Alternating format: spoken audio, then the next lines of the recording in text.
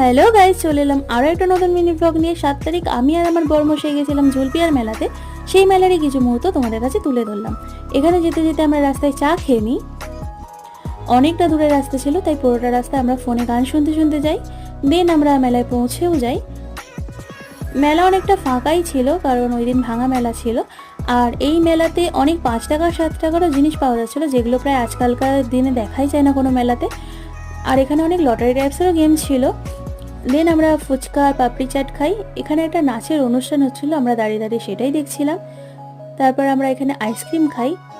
একজন তো নাচ দেখতে দেখতে আইসক্রিম খেতেই ব্যস্ত।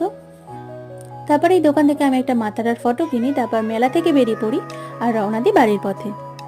তোমরা যারা যারা এখনো পর্যন্ত আমার চ্যানেলটা সাবস্ক্রাইব করোনি, তারা আমার চ্যানেলটা সাবস্ক্রাইব করে নিও। আর যারা যারা আমাকে ফেসবুক ইনস্টা থেকে দেখছো, তারা আমাকে ফলো করে দিও। আজকের ব্লগ এতটুকুই, দেখা হচ্ছে নেক্সট কোনো ব্লগে। বাই।